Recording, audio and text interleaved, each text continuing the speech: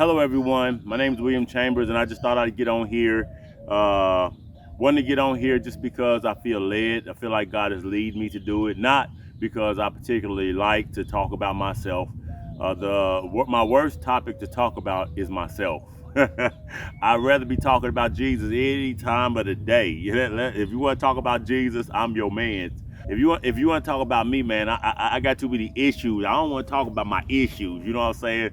But I'd rather talk about Jesus Christ because he's awesome and he's worthy of praise. That being said, I have children that I cannot see. I believe that God has placed on my heart to use this platform. Just tell my children I love them.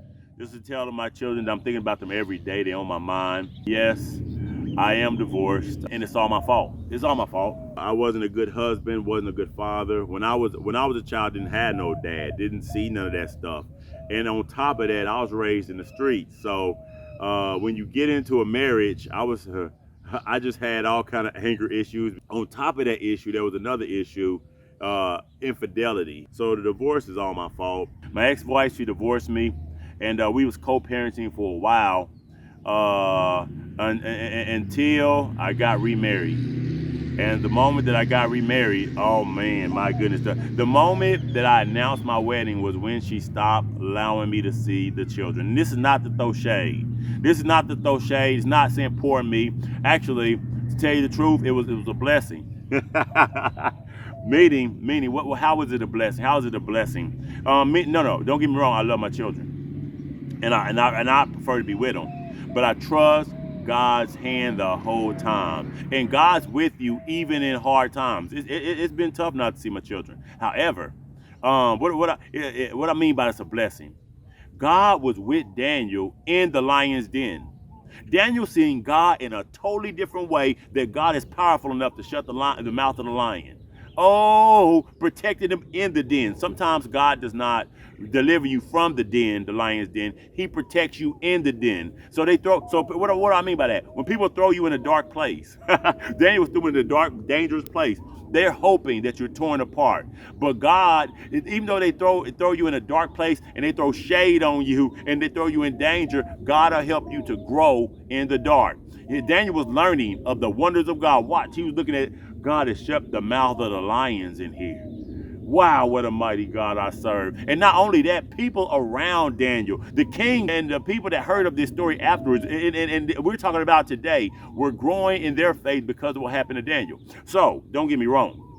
I want to see my kids. But God has, when people throw shade on you, learn how to grow in the dark. God will help you grow in the dark. Let me calm down. He'll help you grow in the dark.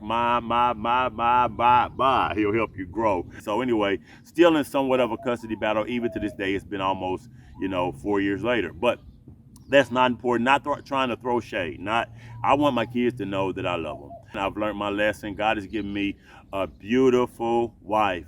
And that woman hot. Let me get off that. That's not important. But as I was learning this painful process, my young kids got to see a different version of dad.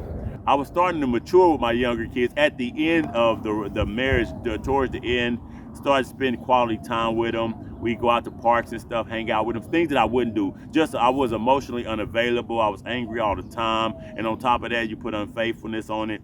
I thank God that He's a God of second chances. Oh, hold on, let me calm down. Oh, Lord. But I want my kids to know that I love them and that they're on my heart and that I'm waiting this thing out no matter how long it takes. We got a court case right now that's dragging its feet, but no matter how long it takes, I'll wait till they get 18. I'm going to be like, hey, what's going on? This is your dad.